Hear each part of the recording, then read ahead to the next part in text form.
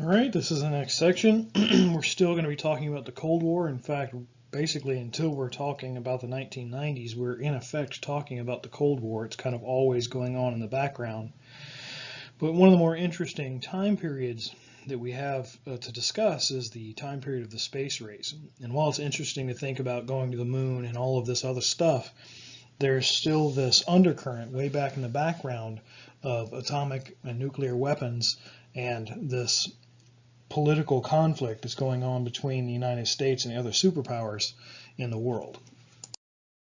What you have happening immediately after World War II is a huge population explosion. And this should really come as absolutely no surprise. You've got everybody coming home from war, nobody's seen anybody in all these years, and immediately they start getting back to business. And that, of course, means this sudden spike in the number of babies that are born in the post-war years. And it's important to remember that behind everything that's going on into the 1950s, 60s, and into the 70s is this baby boom, this huge number of babies that are born immediately after World War II to people that are coming home from the fight.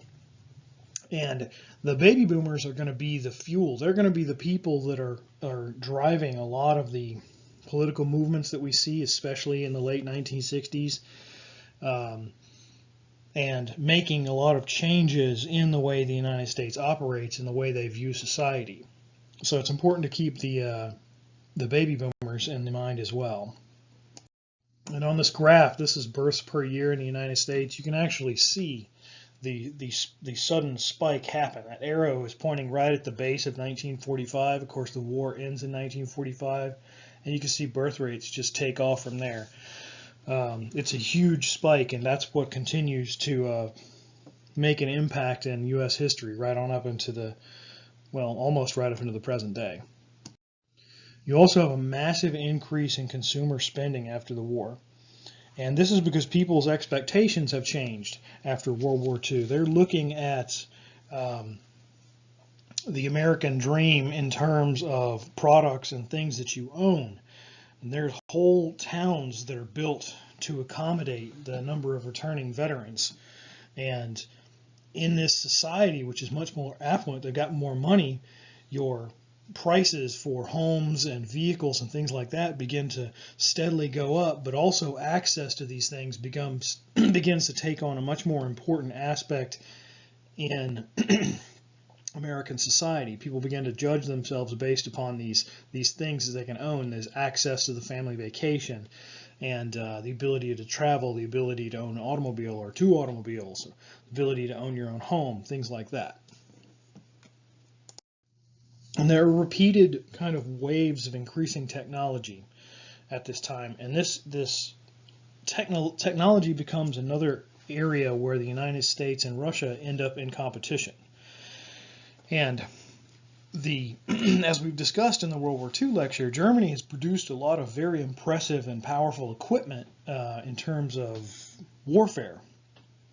And the United States is eager to get a hold of that technology. And so actually in the immediate post-war years, there's this rush of people all over Germany and occupied Europe to kind of corral scientists and kind of bring them home to whomever's respective countries. So the United States is grabbing German scientists and taking them back to the United States, and the Soviet Union is grabbing scientists and taking them back to Russia to kind of get their knowledge and expertise and see how they can turn that into their advantage, because now we're talking about the Cold War. So in the United States, this operation, this idea that we're going to get these German scientists is called Operation Paperclip. And you can actually see one of the documents where it talks about someone is going to be brought into the United States. It's basically a checklist of scientists. And they're really looking to get the best, brightest engineers and chemists, aeronautical engineers, and they're going to give them amnesty for whatever kind of horrific crimes or whatever they were involved with, crimes against humanity during World War II, if they'll agree to come to the United States, become an American citizen, and then work for us to defeat communism. And by far the most famous and most important person who is involved in this is a man named Wernher von Braun. He's literally a rocket scientist. He's an absolute genius. He's completely obsessed with the idea of space and space travel, and he signs in to work with the Nazis because the Nazis give him access to technology and tooling that he needs to build rockets, and so he actually designs the first intercontinental ballistic missiles. Now the Nazis are using these as weapons to attack London from the European mainland, but von Braun is always at his basic level is always more interested in using this technology for reaching space and putting mankind into space. Now, the United States wants this technology and wants this knowledge of rockets and rocket engines for themselves, and so Wernher von Braun is a major prize for the United States, and he brings with him this huge amount of knowledge with the physics necessary to control these machines, the chemistry needed to build the fuel and all of the engine components. He brings everything he knows about the V-2 rocket to the United States. And not only that, but the United States also brings several V-2 rockets to the United States to disassemble and reverse engineer. Now, one of the things the USSR is and always has been ahead of everybody in is the skills of espionage, of spying and stealing secrets. And through espionage, the Soviet Union is able to manage to keep basically in step with the United States in terms of rocket technology. And the Russians are interested in taking this technology and using it to be able to boost heavy objects into orbit. And in 1957, the Soviets launched the first successful satellite. And this is an object, it's like the size of, somewhere between the size of a grapefruit and a basketball, called Sputnik. And this is a very, very simple device. It isn't a weapon of any kind. It's just a payload for a rocket. And you have to think about what's going on here. If a rocket is powerful enough to lift a satellite into orbit, it can carry a nuclear device. So we're talking about 1957 here. We're talking about, we've already gone through all the era of the atomic weapons. Now we're talking about rockets that are powerful enough to carry hydrogen bombs, and that is a major problem for the United States. It's also important because it becomes a giant propaganda victory for the Soviet Union. They can kind of thump their chest and say, look at our technology, look at our science. We're better than the capitalists, we're better than the US. The United States wasn't able to put a satellite in orbit first, we did it. And the rocket that they used was called an R-7 rocket, and it's basically the pride of basic Soviet production. It's the top-of-the-line rocket that the Soviets manufacture. And putting a satellite in space and claiming that you put something in space is one thing, but you have to also be able to prove that it's up there. And so Sputnik's only function was to circle the Earth in orbit, and it broadcast this electronic beep, just a beep, beep, beep, for people to, you could actually turn on your radio at night and tune to a certain frequency, and you could hear the beep of the satellite as it went overhead. And this is amazing technology.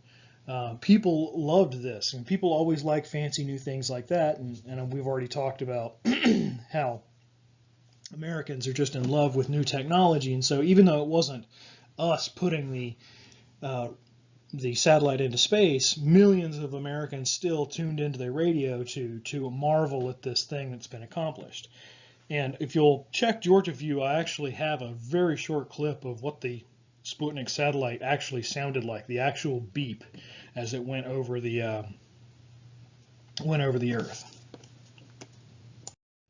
And the next thing that the Soviets decide to put into space is something biological. It's one thing to be able to shoot a hunk of machinery into orbit, but what about putting something that's alive, something that's soft and it's got bones and guts and everything else? Can it survive being in orbit? So the next thing they decide to do is shoot a dog into space. And so one day these Russian rocket scientists are driving around Moscow, and they pass this street and they see this dog right here, Laika. And so they grab the dog and they take it back to the rocket facility, and they turn this dog into the first cosmonaut. And they're using a new type of rocket now, away from, instead of the R-7, they're using a Vostok rocket, which can lift 11,000 pounds into orbit. So Laika the dog rides into orbit on one of these Vostok rockets and becomes the first biological entity from the planet to go into orbit. And this is hugely advanced. It is a major propaganda victory for the Soviet Union, because they can say, look, we were able to put a living, breathing thing into space. But there's one little problem with shooting Laika into space. The Soviets had absolutely no strategy on how to get the thing down. So what's funny about this ad is that there's a lot of truth behind it. So Laika the dog dies in orbit, kind of overheats and is exposed to all of this stuff, and it's not a pleasant way for a dog to go, especially a cute little stray dog like this. I mean, everybody loves cute little stray dogs. And to see this happen, and to know that the Soviets didn't have a plan for bringing it down safely, really offended a lot of people. I mean, imagine if the cute little dog from down your street was shot into space just to prove a point, and then, you know, burned up in space. It's a horrible, horrible thing. So there's a backlash. Yes, it's true that the Soviets did put a living thing in space, but there's also a backlash because it's just seen as kind of more evidence of this very brutal, very callous, inhuman Soviet science. There's a massive negative reaction to Laika. People like the idea of the dog in space, a cute little dog in his little cute little cosmonaut outfit, but they hate the idea that it's just left up there and kind of burns up in the atmosphere. So next, the Soviets shoot up two other little dogs named Belka and Strelka, and you can see them there on the right-hand side. And these two puppies are actually returned to Earth after their flight. And because of this, they become major celebrities in their own way. You're able to lift, with the rockets that lift these animals into orbit, well over 1,000 pounds. And the United States, at the same time, only has rockets that can lift 30 plus pounds. So every time the Soviets put one of these rockets into space and lift up a bunch of dogs or whatever it is, they're kind of saying to the United States, you know, you're following behind us, and you'd better not use any of your weapons against us, because we can reach you and you can't even put these things into space. So Belka and Strelka may be two cute little dogs that are kind of winning the hearts and minds of people all over the earth, but it's also sending a very clear message to the political and military organism of the United States. And of course, Belka and Strelka are harnessed as propaganda, as you would expect, and is probably rightly so. And the Soviets take them all over the world. And they actually had a guy whose job it was to hold them up so everyone could see that they were alive. They weren't repeating that same mistake that they made with Laika. And people everywhere, even Americans, they loved these dogs, these little space dogs. They just couldn't get enough of it.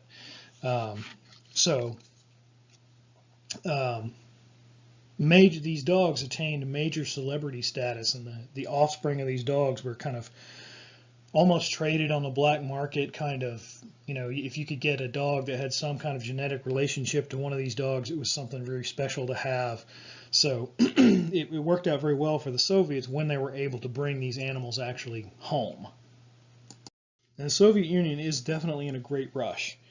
They're definitely want to put humans into space before the United States, and they achieve it in 1961 with Yuri Gagarin. And they don't bother with, the United States at this time is doing incremental tests, that they're taking little baby steps, one little step at a time, one little step at a time, one little step at a time. We'll put somebody into low atmosphere orbit, and we'll design a special rocket, and we'll do this and we'll do that. Soviets devil may care. We're going straight for the big prize. And so they're actually trying to get somebody into orbit on the first shot, and it ends up being Yuri Gagarin. So the Soviets actually put the first human being into orbit. And this is a far greater achievement than what's capable by the United States, because their rockets just can't lift anything that far over 1,000 pounds. And if you can launch a human being and all of the life support equipment that is needed to keep that person alive in space, you're lifting a huge amount of weight. And so it's very easy to make the leap from lifting that amount of weight to putting a nuclear warhead of some kind on that rocket and being able to shoot it at your enemy. So there's some very sinister overtones with these scientific human achievements of the Soviet Union. And everyone is watching these Soviet achievements with great interest. I mean, obviously people kind of like new technology anyway, but it's becoming more of a political liability. The United States is getting, it looks like they're falling behind in every respect, and they're kind of getting left in the dust by the Soviets. And so there's a major response. Even before Kennedy gets into office, the United States starts dumping thousands and thousands and thousands of dollars into new science and math education. And the idea is that the folks that are in school, that are going to be the college students in the early 60s, that are going to be working for places like NASA or the military, these people need to have strong science and math backgrounds so we can catch up and pass the Soviets, or defend ourselves, in fact, from the Soviets. And Kennedy, of course, is famous because he's the one that really throws down the glove, so to speak, and says that the United States is going to the moon. We're going to put a man on the moon by the end of the decade and return him safely to Earth. And everybody's kind of going, oh, do what now? We're going to do what? Hold on now. But it causes a massive reinvestment of patriotic attention to the space program.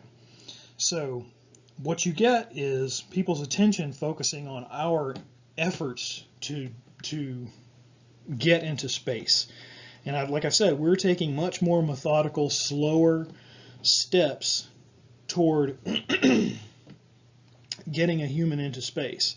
And because of this whole by the end of the decade thing, the program becomes a national program. It's invested in emotional and patriotic significance that makes it a broader fight, if you will, for all of the United States, rather than just a directive to one little group at NASA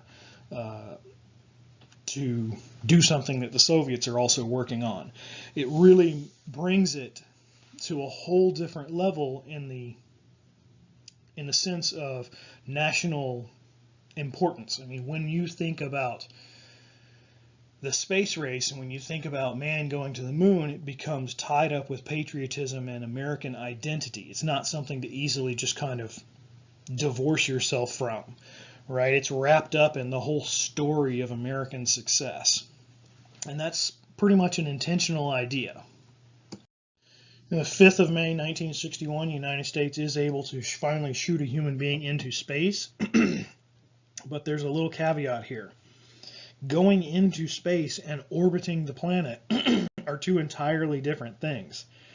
And even though Alan Shepard does not make an orbit of the Earth, he still goes into space, and so it's picked up and put on all the covers of these magazines as this great U.S. achievement. But unfortunately, the United States is still trailing the Soviet Union in terms of this kind of technology. As an aside, instead of using dogs, the United States is using chimpanzees. And part of this is because it's easier to think about the equipment, uniforms, and everything else in a little bit more human terms when you have this kind of, biological foundation to work from.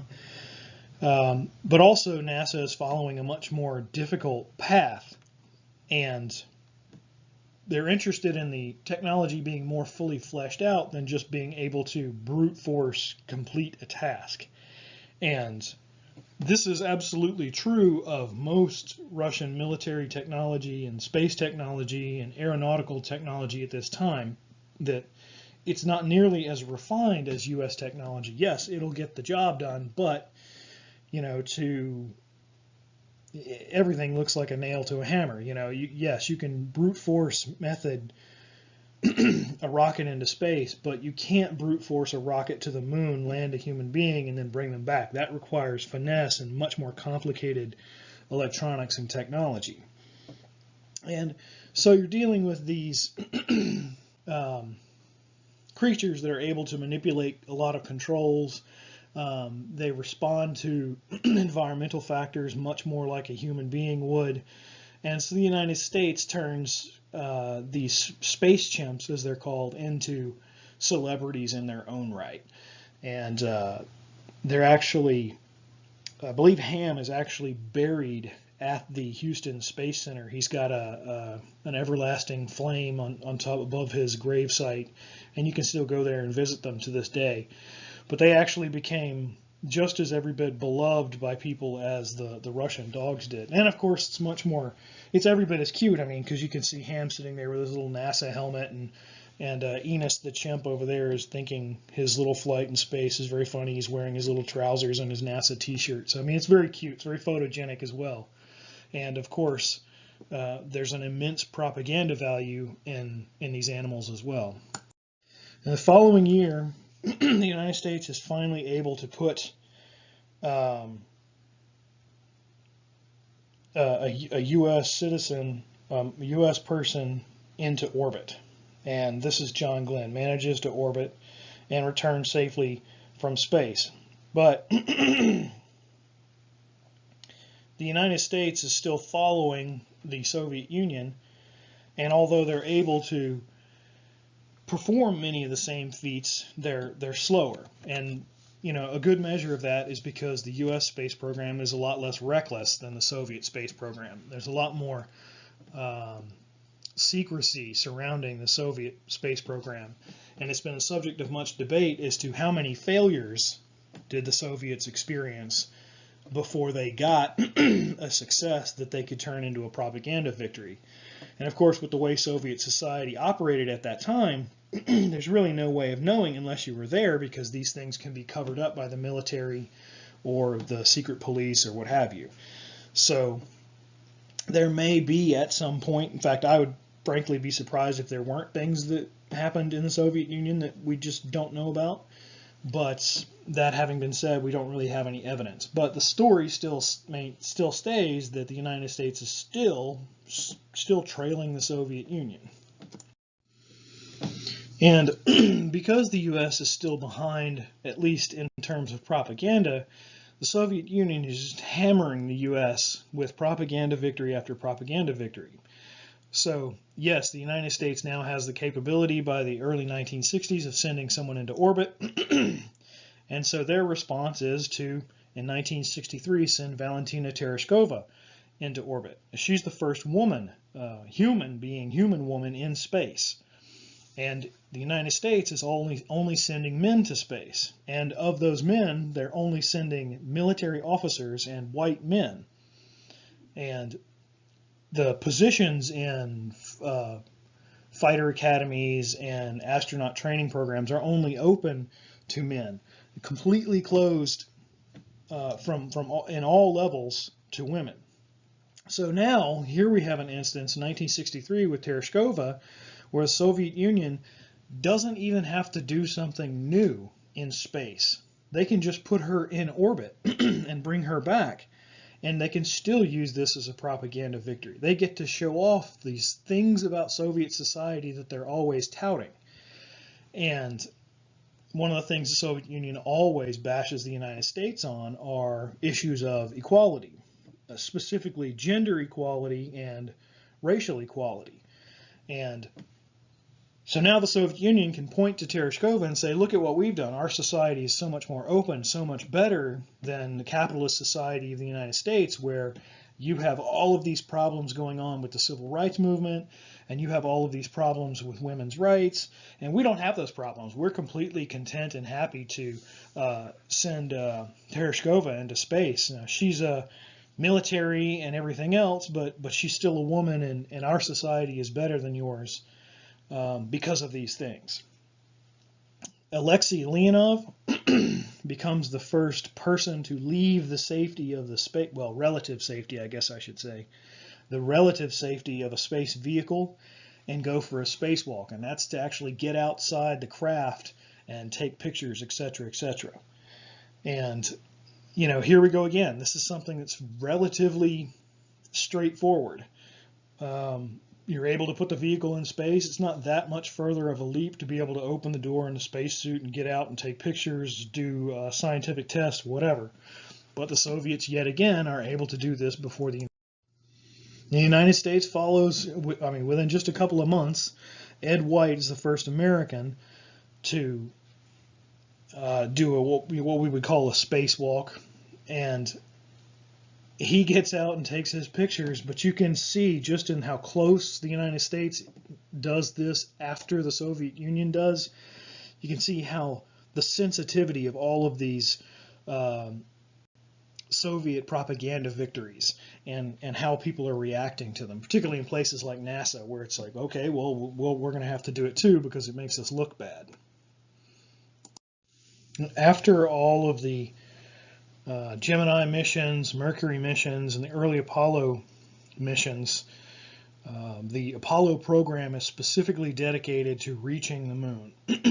And the first flight that does that is the crew of the Apollo 11. And the Apollo 11 actually reaches, lands on the moon, conducts scientific experiments, and comes back. And the actually reaching the moon, landing on the moon, completely validates U.S. technologies. The Soviet Union has been kind of kicking U.S. science left and right for the better part of a decade, right, since Sputnik, right, really. And this proves that the United States is not just following because they're doing something that the Soviets could not have done with their level of technology. So the Soviets could probably have launched a rocket that could have struck the moon, but certainly nothing that could have went into orbit, stopped, landed someone, picked them up. There's a whole process to it. So again, that's an example of that tendency in Russian technology to be more overbuilt and going for strength and speed rather than finesse and quality. So 3 men are part of the Apollo 11 crew: Michael Collins, Neil Armstrong, and Buzz Aldrin. And you see them there. This is the official NASA portrait. Neil Armstrong is actually the first man to set foot on the moon. You can see him coming down the walkway there. These are, of course, more official portraits. And the second man on the moon is Buzz Aldrin. And they were there for just a short while, but long enough to take lots of photographs, get some samples, and then head back home. Michael Collins stayed in orbit in the orbital vehicle. He never made it to the surface of the moon. So he went to the moon, was able to be up there and orbiting the moon while the other two were on the surface, but he never got a chance to touch the moon. And that's pretty much how these operations went. 3 would go in the rocket. They'd go to the moon.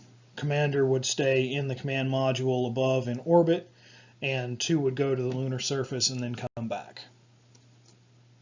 This entire project of getting into space and reaching the moon, it captured the public's imagination.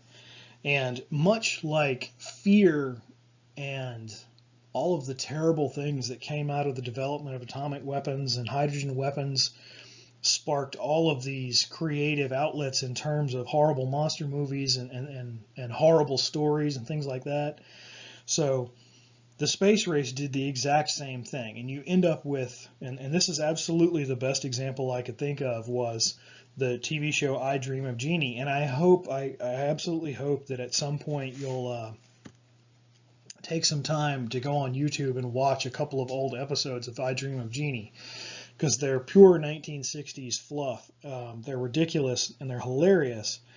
The basic idea is Larry Hagman, who also plays the character JR on Dallas in the 1980s, is an astronaut, and he's training and doing all of these missions for NASA.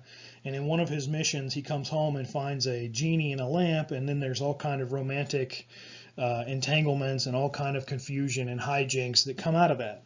And it's just kind of a silly, fun story, but you think about it, this became popular at a time when the public's attention was fixated on this really popular scientific thing that was going on with this trying to reach the moon and putting all these rockets into space and everything. You can see how this kind of bubbles down, percolates down into society. And this is all right there, 1965. This is the height of the space race.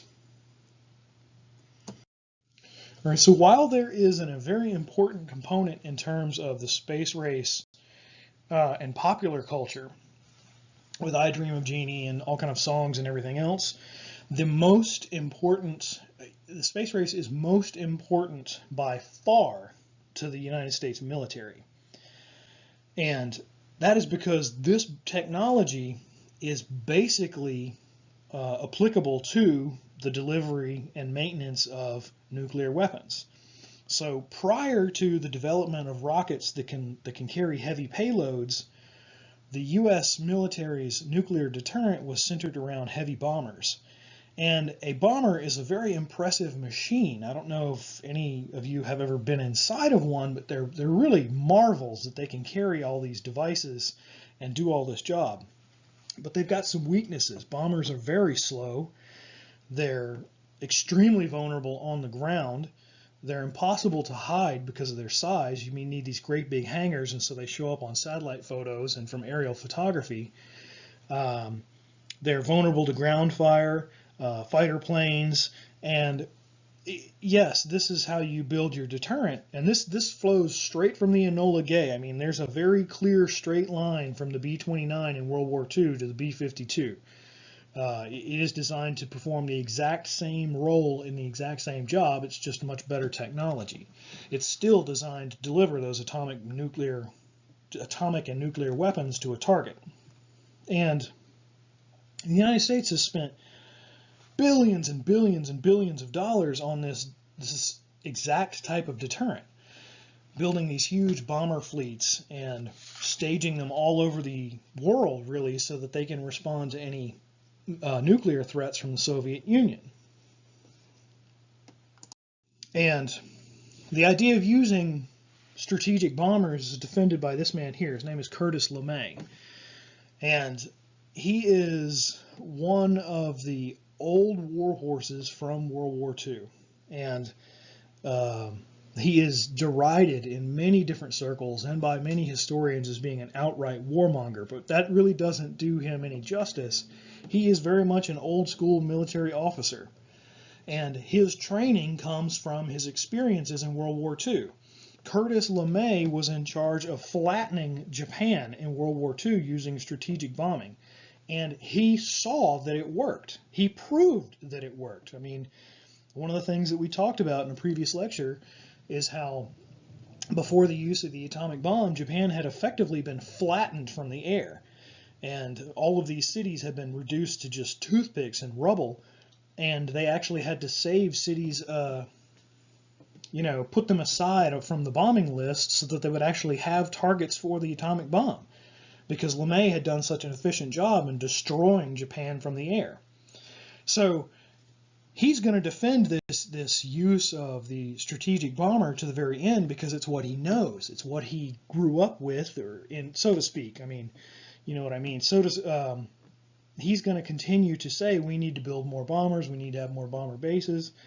But the vulnerabilities of the bombers, just the innate vulnerability of the defenselessness and the need to keep some of them in the air 24 hours a day and this kind of nonsense, means that they have a limited lifespan, especially when you're simultaneously developing all manner of new rocket technology and rocket engines and rocket telemetry during the space race. And so that's exactly what happens. Slowly but surely, the United States nuclear missile deterrent moves to a harder to detect and attack format. And one of the ways you do this is you move the defense into rockets. And the rockets, then you hide them underground. So places way out west, they've got whole valleys that are just full of missile silos, and the armed missiles are now underground, and then the little doors pop open and the missile shoots wherever it needs to go. And the bombers are not totally replaced, but a significant portion of this goes into rockets, which are much harder to detect. And even better than putting the rockets underground, because even though they're underground and they're in a hardened silo, they're still vulnerable in some ways, and certainly very easy to detect from a satellite or an aerial photograph. You can put the rockets underwater in a submarine, and the submarine is silent and it goes wherever it needs to go, and they're very, very difficult to detect and almost impossible to destroy unless you develop specific countermeasure technology. So now you've got nuclear weapons that can be put into a submarine and parked very close to an enemy nation's shores, attack the enemy with almost no warning, and still be able to remain submerged, go to a different location, attack again, go to a different location, and attack again. So it's a very good deterrent. And the idea of hardening all of this nuclear deterrent goes back to what's an idea called MAD, which is mutually assured destructions. And you want to make sure that enough of your nuclear weapons survive, and if the Soviet Union decides to attack you, you want to make sure that enough of your nuclear weapons survive that initial attack that you can guarantee you will destroy them with the follow-on strike. And what this does is it puts the question in the mind of the Soviet military planners is, are we capable of punching them in a first strike hard enough that they can't retaliate and destroy us? Because mutually assured destruction would suggest that yes, we may knock out the major cities and major military bases of the United States with a first strike, but the submarine deterrent will completely obliterate us 15 minutes later. So therefore, in order to keep alive, we can't attack them.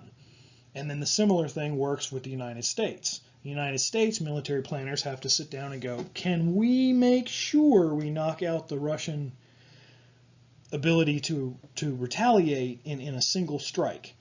And so you end up with both sides locked tooth and nail in this really bizarre political military jigsaw puzzle almost, where neither side can really back away and neither side can really go forward because of this idea that if you do attack, you will end up being destroyed no matter what. It's mutually assured destruction. Now, the biggest name in terms of the underwater deterrent is Admiral Rickover.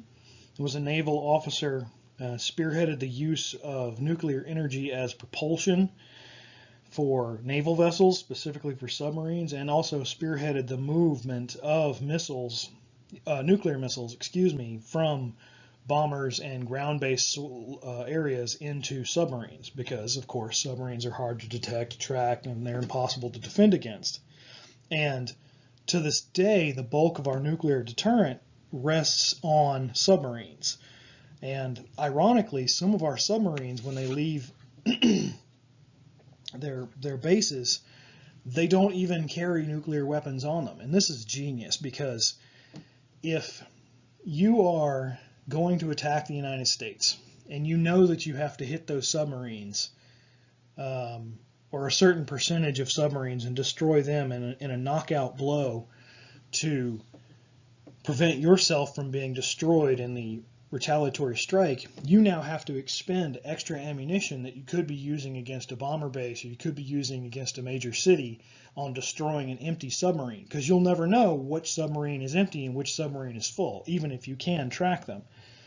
So it's a very, very dangerous, very frightening game, this nuclear brinksmanship that goes on all during this time and then right up into the very present day. And in this photograph, you can see the kind of evolution in missile technology, how they started out huge and not totally dissimilar to the rockets that were developed during World War II down into those very small, very powerful missiles that are carried inside of submarines. And there's a little bit of math that goes along with this. And what you have is each missile is called an ICBM, which just stands for Intercontinental Ballistic Missile. And each missile carries what's called a MIRV, which is a multiple independently targeted re-entry vehicle. It's a warhead is what it is. And each one of these missiles carries up to 14 warheads. That's ours and the Soviets.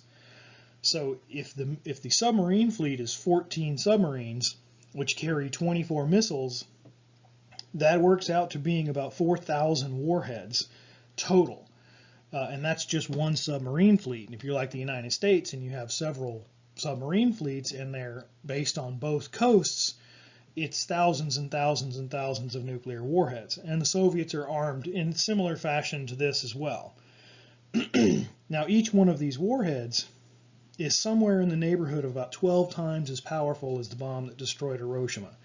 So you're talking about a gigantic amount of firepower in each one of these missiles, in each one of these submarines. And this is all technology that flows straight from things that are discovered and realized and designed and built during the space race.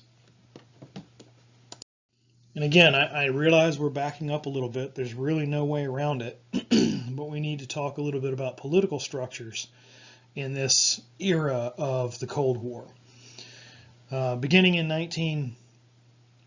1950s, the Soviet Union, well, what happens is Joseph Stalin dies. After he's dead, the power and leadership in the Soviet Union passes to a man called Nikita Khrushchev. And Khrushchev was another one of these figures who had been a very brutal general during World War II. He was very much a very expressive personality, I should say. When he got agitated, he tended to yell, and spit would fly out of his mouth, and he would say these crazy things.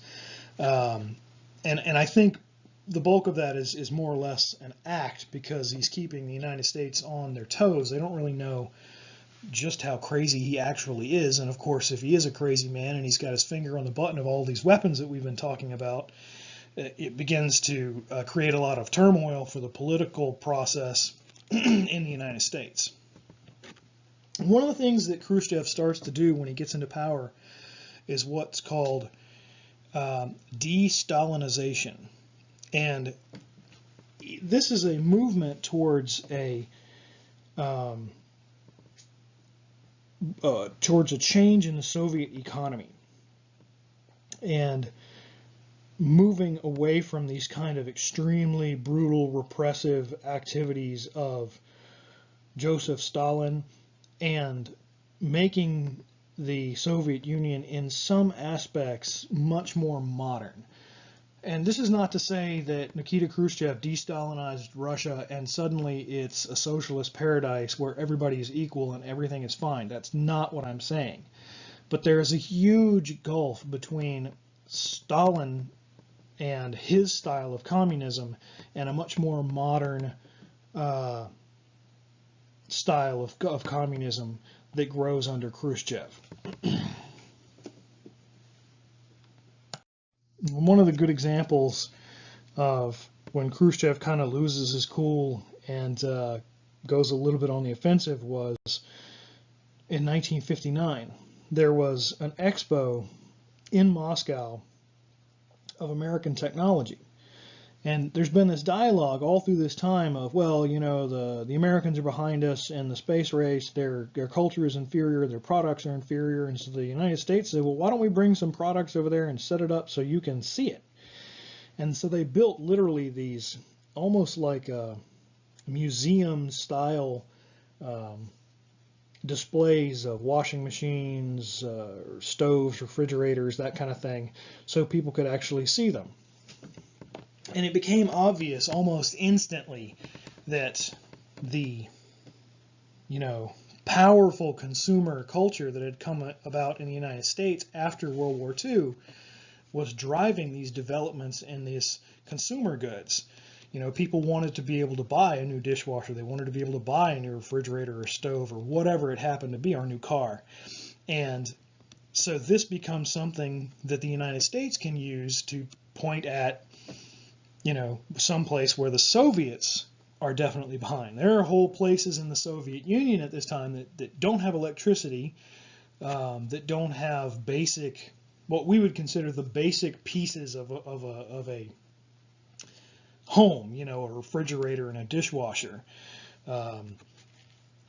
So seeing all of these things infuriates, and being compared in an unflattering way infuriates Khrushchev.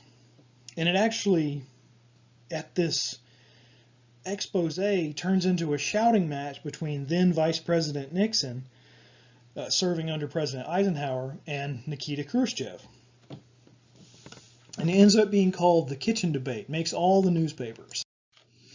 And in some ways it's very interesting and wonderful. In other ways it's kind of horrifying, because you have these two people, which represent two incredibly heavily armed factions, screaming and yelling at each other and quite literally poking each other in the chest with their fingers. And the United States is expressing a fear of Soviet technology in terms of missiles and bombs and these rockets that are able to carry things into space. And the USSR is terrified because of potential civil unrest, because they can't match U.S. production of the stuff of life, consumer goods, toasters and stoves and cars and things like that. And the Soviets can do one or the other, but they can't do both. So the Soviets can work on their military, but at the expense of infrastructure and consumer goods. They can't produce the same quality of car that the United States can, while they're simultaneously developing these very powerful and successful rockets. And you can actually see this playing out in a real way during this kitchen debate, where both sides are expressing in their own weird way, these two getting into a shouting match, this tension. And I can tell you another thing. I've looked at this photograph 100 times, and I think probably the most stressful, horrible job in the entire Cold War would probably be that poor guy in the center between Khrushchev and Nixon, who's having to translate this kind of verbal quarrel going back and forth, because one mistranslation and next thing you know you started a nuclear war. So, but just think about the tensions that are involved here. It's really quite amazing. And again, we're coming back to fear. So fear begins to do a lot of make people do a lot of strange things in the United States in the 1960s. It begins to actually drive Americans underground. So JFK, who's president in 1961, confers with this guy here, Stuart Pittman, about how to address this sense of fear that Americans have because of advances in Soviet rocket technology, which the United States is in 1961 behind. So one of the ideas is to come up with a massive drive to build shelters. And they start to build fallout shelters and bomb shelters all over the United States, underneath courthouses, underneath churches, underneath civic centers. And each one is stocked with beds. And the idea is that you'll have enough time to get your family together, drive down the road, park, and orderly get into a shelter before anyone is destroyed. It's absolutely ridiculous. The drive for mass shelters is absolutely no different than Bert the Turtle telling someone to cover your head with wet newspaper. It's the exact same idea, just magnified. How do you deal with these brand new weapons, again, and how do you not only deal with these brand new weapons, but how do you make people not just sink into a national depression about them because it's so dangerous and so out of hand? And part of that is you give them something that they can invest their time and thoughts and emotion in, and that's building shelters. And in the 1960s, thousands and thousands of Americans built bomb shelters out in their backyards or someplace right around their house, or they converted an extra bedroom with concrete block and everything else. People were genuinely afraid of what was going on, and this is all related straight back to the space race. And Pittman was in charge of the Community Fallout Shelter Program, and this is, of course, an effort by civil defense to nullify, take away the advantage of the Soviets. And so under the community fallout shelter program, the government actually provided materials to architects, contractors, schools, telling people how to build these shelters. And they actually had it's a plastic wheel. It's two wheels that fit inside of each other, and you turned it one way or the other, and it would tell the architect how thick a wall had to be to withstand a blast of a certain size. And then you could turn the wheel the other way, and it would tell you how thick the dirt had to be above your shelter and things like that. And the government was distributing these free of charge to anyone who asked for them, basically. And they would have these civil defense drives to teach people how to build shelters.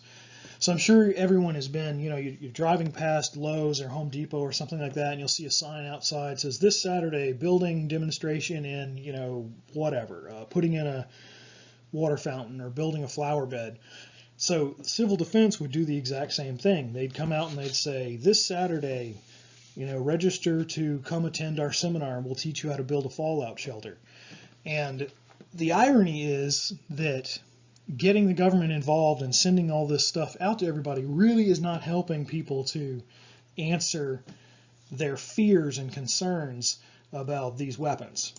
What really happens is it stirs up the fear to just a fever pitch, and there becomes this, it's been called an irrational fear of these devices, and by some historians, I disagree. I don't think it's an irrational fear at all. I think it's perfectly rational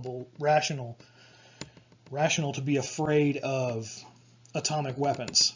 The irrational part comes from, driving yourself underground and locking your family away and spending thousands upon thousands of dollars building these shelters, when diplomacy and other things are the real answers to resolving these questions. And ironically, as what often happens with a lot of things in U.S. culture, bomb shelters begin to become status symbols.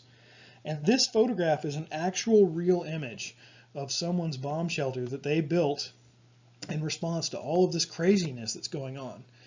And you can actually go back and look at ads in magazines and newspapers in this time that talk about, you want to give your family the best, and so you'll build XYZ shelter instead of this other shelter.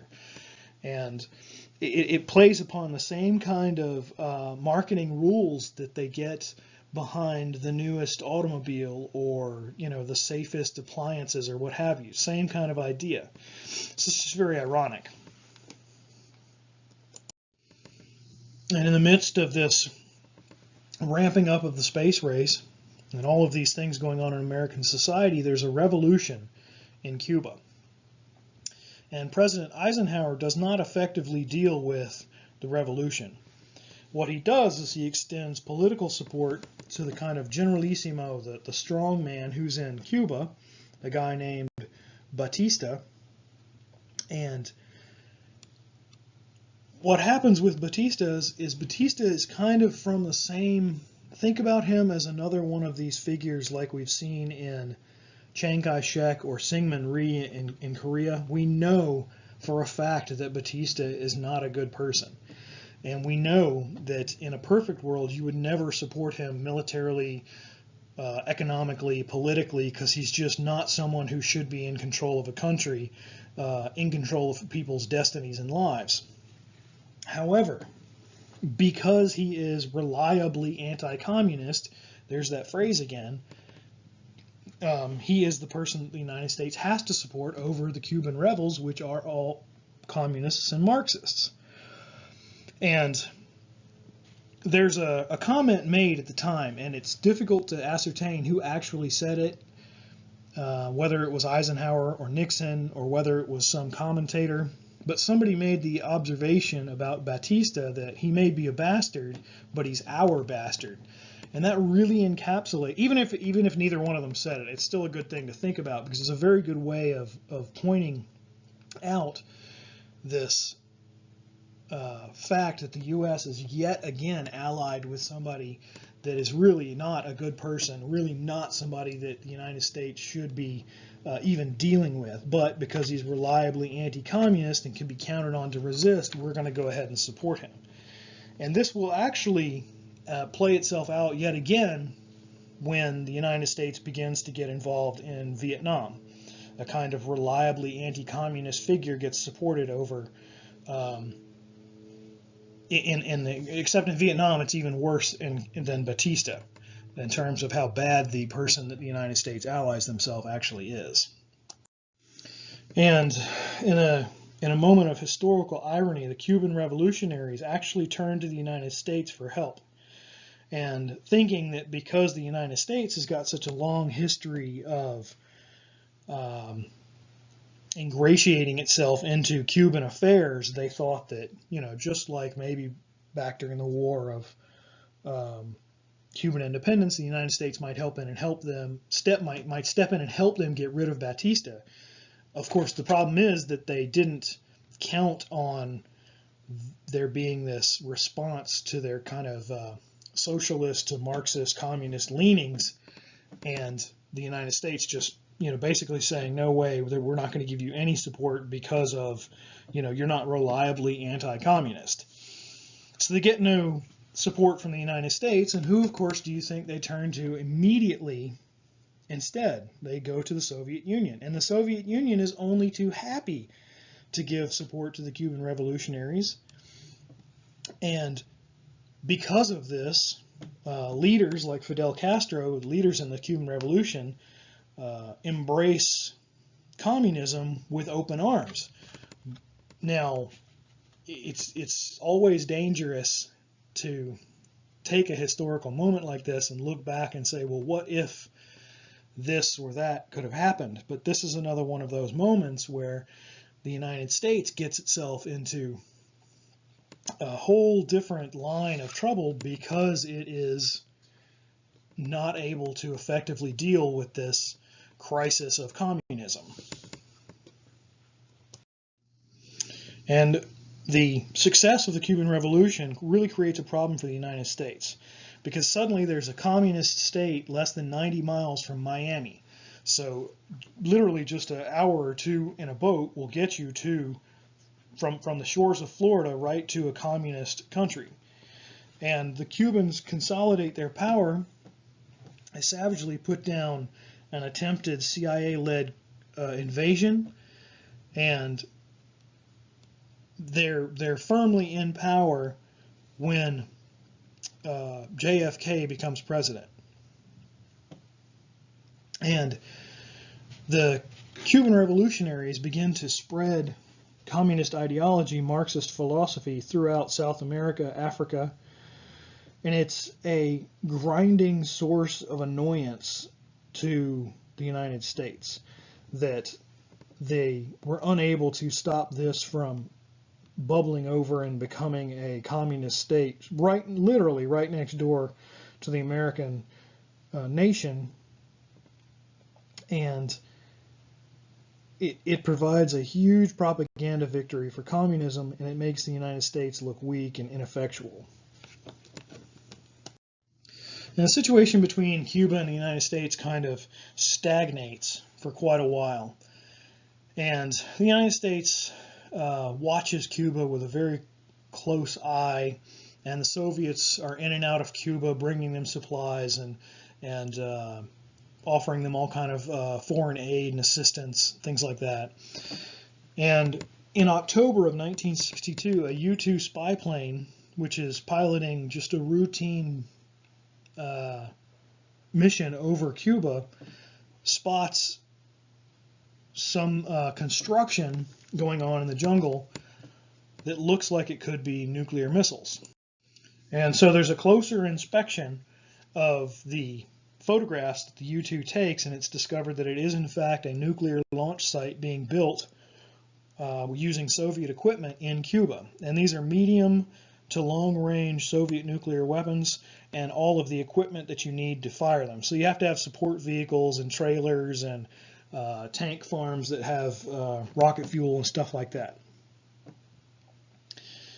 And the evidence of these missiles was denied at the UN by the Soviets until they were confronted with the actual photographs that showed these things being in place. And the United States absolutely hit the roof when they discovered these missiles being installed in Cuba. And the problem with those missiles is, again, you're 90 miles from the United States in terms of Miami. And if you launched medium to long range Soviet ballistic missiles from Cuba, the only place that you could not hit in the United States would be Alaska and Washington State. And you'd have only just a couple of minutes warning before any impact. So, strategically speaking, placing the missiles in Cuba is genius for the Soviets, because it does basically the exact same thing that placing missiles into a submarine does for the United States. They can put those submarine-based missiles right off the coast of Russia, and they can put land-based missiles right off the coast of the United States. Basically, it just kind of makes Cuba a floating island submarine kind of thing. So it's dangerous for the United States to allow these missiles to continue to exist. And the USSR is looking at that in terms of, well, you do it, I can do it too. And because of this threat, this tension over Cuba, the United States and the Soviet Union take very good steps. I mean, actually are starting to move toward nuclear war. Castro absolutely loves it. And Castro is not a dumb man. He's very clear and clever about playing both sides against each other. And he's the center of attention. And the longer that Khrushchev and Kennedy are kind of aimed at each other, and this is the focus of world attention, the better it is for Castro. And neither side is willing to give in any way. And you can see that in the political cartoon, where they're kind of arm wrestling, but they're both sitting on hydrogen bombs and they're both got their finger on the button. So, you know, who goes first, who wins? Both of these countries are armed to the teeth. And one of the things that happens is Castro says to Nikita Khrushchev, just go ahead and attack. And for a second, that really scares the hell out of Khrushchev, because he doesn't know if Castro is actually really considering, you know, brushing aside the Russian security forces and launching against the United States. And if Castro attacks the United States is not going to bother to attack Cuba. They're going to launch missiles against Moscow and the Soviet Union. So the situation, because of the unpredictability of Fidel Castro and the fact that he's a true believer in these ideals that he's been spouting, the situation over these missiles begins to get truly, truly scary. On the 22nd of October, JFK announces the missiles, the fact that they're there, to the United States by way of broadcast. And he also declares that the United States Navy will begin a blockade of Cuba, and ultimately delivers a drop-dead date to the Soviet Union, an ultimatum. And long story short, Nikita Khrushchev agrees to pull missiles in exchange for U.S. promises that they will not invade Cuba, and some other smaller concessions about things in Europe. But basically, the missiles get withdrawn. And that's what you can see in the photograph, is there's a U.S. Navy destroyer, and it's escorting a cargo ship, and you can see the nuclear missiles wrapped in tarps sitting on the deck of the transport. And this is really one of only a couple of times in the entire Cold War that the United States and the Soviet Union truly comes close to nuclear war. And when I say close, we're talking a matter of hours between a full nuclear exchange between the Soviet Union and the United States. Immediately, U-2 flights over the Soviet Union are increased, and the intelligence that comes from the photographs taken by the U-2 prove beyond a shadow of a doubt that all of these fears about the United States being, decades behind the Soviet Union in terms of rocket development, things like that, were not true. And because the United States is able to figure this out, that the Soviets were not at the level that we thought they were, Nikita Khrushchev begins to lose power. He begins to lose power because he scared the hell out of his own nation with the Cuban Missile Crisis. They were convinced that there was going to be a war, and then to also allow all of this propaganda to not pay off in terms of continuing to frighten the United States into thinking that they were falling behind the Soviet Union, Nikita Khrushchev's grip in the Soviet Union begins to slip. There's one more major development that we have to talk about in the mid-50s. And in keeping with this idea of containment, which I've already explained, Eisenhower begins to send a limited amount of U.S. troops into Vietnam to act as support staff. And the idea is they're there as advisors, and they're going to be training the locals in how to fight communists. And this initial group is called the MAG, or Military Assistance Advisory Group. And it's important to note that specifically by their orders, these are not supposed to be combat troops. They are not supposed to be directly fighting the enemy. And that should ring a little bit hollow to your ears, because how you can put a soldier into combat and them not be a combat soldier is yet to really be explained. And you can actually see this taking place today. In fact, the news this afternoon announced that 400 Marines were going to be sent to Syria to serve as assistance troops and to guard an artillery emplacement. Well, here we go again. This is the same kind of playing around with words. You're sending troops into a place where they're acting as guards in a military capacity. They're not just advisors telling somebody how to do something. It's playing a little bit with words. So the distinction between an advisor and anything else is purely selective. It really doesn't mean all that much.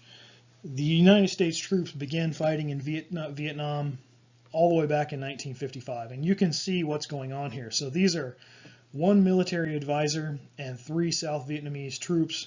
The South Vietnamese troops are all wearing and carrying U.S. weapons, and they've all been trained by U.S. forces, and there's even a U.S. soldier right there in the middle, and it certainly doesn't look like he's advising. He certainly looks like a combat soldier to me. So the takeaway message here is to realize that while we think of Vietnam as being a 1960s, 1970s thing, the United States actually begins to get into Vietnam all the way back in 1955, and that's going to have tremendous implications going forward.